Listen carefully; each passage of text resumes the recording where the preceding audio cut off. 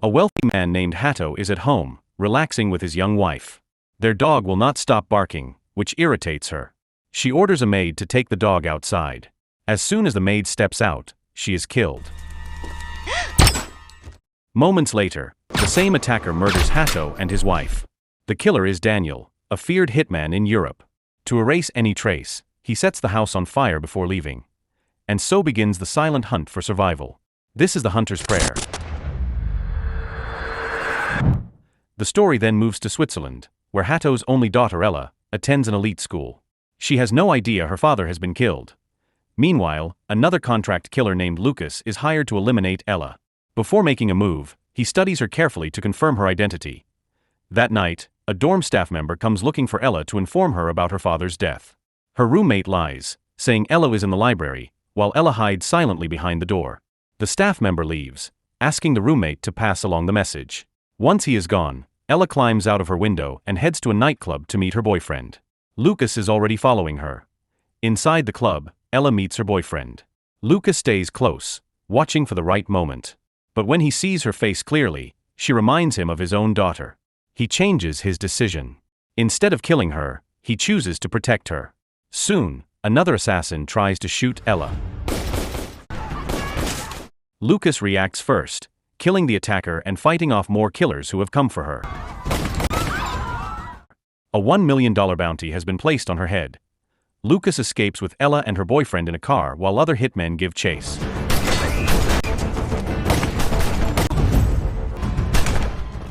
During the pursuit, he rams one of their vehicles off the road and steps out to finish the job.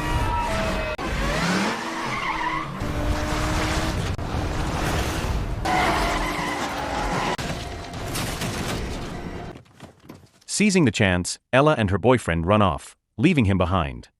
Not long after, Lucas manages to catch up with them in his car. He warns Ella that assassins are after her, and if she wants to survive, she must leave with him immediately. Her boyfriend refuses to trust Lucas and urges her to stay, but after a moment of hesitation, Ella chooses to go with Lucas. As they drive, Ella asks if her father's death is connected to what is happening. Lucas gives no answer. She then suggests going to the police, but Lucas explains that most of the officers in this country work for the people trying to kill her. By the next morning, they stop at a parking garage. Before entering, Lucas tells Ella to keep her head down so the officers outside will not notice her. Inside the car, she sees a syringe and realizes Lucas is an addict. In the garage, he swaps their vehicle for another one. He then tells her they need to cross the border within hours, and to avoid police checks she must stay hidden in the backseat. On the road, Ella vents her anger toward her family. She says she hates her father and stepmother. She knows her father was part of the European drug trade, which she blames for her mother's death. She believes his crimes have now put her life in danger. She asks Lucas directly if he is an addict, and he admits it. When she presses him to reveal who he really is, Lucas cuts her off, telling her to stay quiet as police officers check vehicles ahead. Once they pass the checkpoint, Lucas finally opens up. He tells her he once served as a sergeant in the army. During the war, he lost all his comrades, and the grief left him broken. His drug use started soon after, eventually destroying his family life. The story then shifts to England, where a man named Richard watches his son practice archery. Richard is the one who ordered the assassins, including Lucas, to eliminate Ella's family because Hatto, his former partner and Ella's father, had planned to expose his crimes to the FBI. While Richard oversees the training, a corrupt FBI agent named Gina arrives. She reports that Hatto and his young wife are dead, but also reveals that Lucas has betrayed him by escaping with Ella. Their whereabouts remain unknown. Gina further explains that before dying, Hatto managed to steal all of Richard's money. Enraged, Richard orders her to track down Lucas and Ella, kill them both, and recover the stolen funds. After meeting Gina, Richard heads to a warehouse. There, he locks a man in protective gear inside a cage and releases his attack dogs. The animals tear the man apart, and Richard smiles with satisfaction at the result.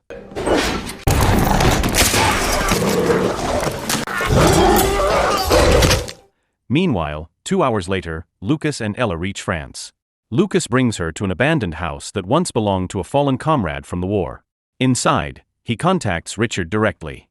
Lucas asks why Ella has to die, since it was her father who threatened to report Richard to the FBI. Richard responds that killing Ella will serve as a warning to other partners who might betray him. He offers Lucas a bonus to finish the job, then threatens to target Lucas's family, especially his daughter, if he refuses. Lucas is left torn between protecting Ella or saving his own family. Lucas leads Ella into the house. She asks to use the bathroom, where she finds a phone and secretly dials her father's number. Instead of her father, Gina answers. She tells Ella that Lucas was hired to kill her and insists the only way to survive is to share her location. Ella complies, then confronts Lucas directly. She demands to know if he intends to kill her. Lucas admits he was supposed to, but says he cannot do it because she reminds him of his daughter. Terrified, Ella runs away. Lucas chases after her in his car and pleads with her to believe him. He admits he was hired to kill her but changed his mind. He also reveals that her father is dead, which leaves her shaken. Despite her anger toward her father, Ella confesses she still loved him deep down. Later, the two sit together, sharing food and drinks. Their moment is cut short when Richard's men ambush them. Gunfire erupts. Lucas pulls Ella into the house, where he fights one of the attackers.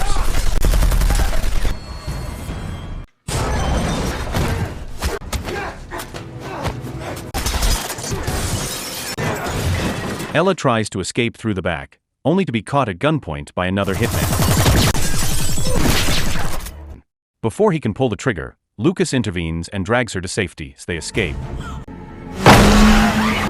Come on! Lucas tells Ella to take the wheel while he tends to a bullet wound in his leg.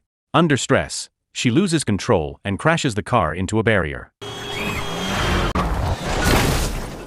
With their vehicle destroyed, they have no choice but to continue on foot. Their journey leads them to a train station, where they plan to leave the country.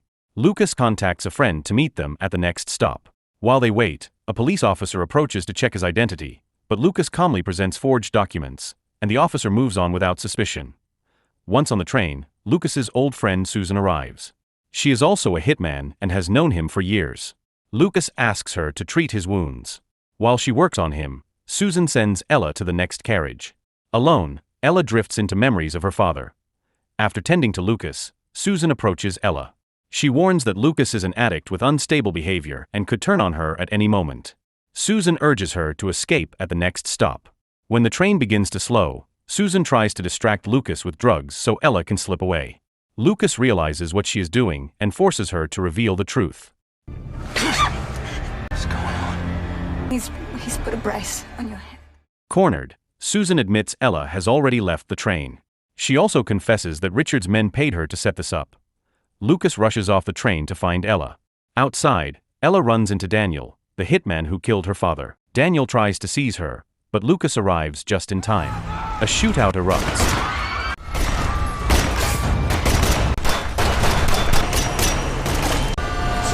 And Lucas manages to rescue Ella. Together, they escape and later make their way to England by boat. During the journey, Ella asks Lucas if he intends to kill her. He does not answer directly. Instead, he teaches her how to use a gun. When she presses him again, he places the weapon in her hands, points it at himself, and tells her that if she cannot trust him, she should pull the trigger. Ella lowers the gun and chooses to trust him. In England, Lucas takes her to an old house he once owned. Ella asks who is behind her family's murder. Lucas tells her it is Richard, an international drug dealer who hides behind an investment company. Ella searches his company online and finds both his name and his office address in England. Not long after, Ella finds Lucas suffering from withdrawal. She offers him double payment if he kills Richard, since she has now inherited her father's wealth. My parents are both dead. I'm going to inherit money I can pay you. Lucas, weak and unresponsive, ignores her plea. Determined to act on her own, Ella takes a gun and prepares to confront Richard directly. Lucas, barely conscious, tries to stop her, but she refuses to listen and walks out, resolved to face him alone. She enters Richard's office and tells the receptionist she wants to surrender. When Richard arrives, Ella pulls a gun on him but hesitates, unable to fire. Overwhelmed, she flees the building, only to be caught outside by city police, who arrest her and take her to the station. At the same time, Gina, the corrupt FBI agent, contacts Richard. She informs him that the money Hatto stole is stored in a Swiss bank account under Ella's name, and only her approval can unlock it. Richard orders Gina to collect Ella from the police station. He plans to drop the charges so she can be released. That night, Ella is freed. Gina waits for her, pretending she will escort her to the airport and send her safely back to America. Meanwhile, Lucas has recovered and is searching for Ella. While monitoring CCTV, he spots one of Richard's men sneaking inside. Lucas confronts him and demands Ella's release. The man resists, and Lucas kills him.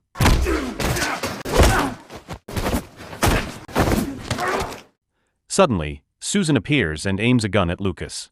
He pleads with her to walk away, still considering her a friend. She refuses, reminding him that Richard has placed a price on his head. Lucas reacts quickly and shoots her. Meanwhile, Gina takes Ella to a warehouse, where Daniel is waiting. Richard then calls Lucas to gloat that Ella is already in his hands and that Lucas is no longer needed. Later, Gina and Daniel deliver Ella to Richard's house. She is locked in the basement until she reveals the details of the Swiss bank account. That same night, Richard hosts a lavish party with government officials. Lucas infiltrates the event. Realizing he is there, Richard rushes to arm himself, but Lucas corners him at gunpoint. Richard begs for his life and offers money in exchange for mercy. Lucas ignores him and demands to know where Ella is. Richard admits she is alive and being held in the basement with Gina and Daniel. Lucas forces Richard to lead him there, but as they arrive, Richard's son bursts in and fires arrows, sparking a violent gunfight. Guests scatter in panic, and amid the chaos, Lucas kills Gina. Ending her role as Richard's inside agent and the confusion, Ella tries to escape through the hallway but is caught by Daniel, who shoots her in the shoulder to stop her. Lucas arrives just in time to fight Daniel, but when Daniel gains the upper hand, Richard unexpectedly shoots him. From the beginning, Richard had intended to eliminate both men. He then turns his gun on Lucas, only for Ella to act first and kill Richard.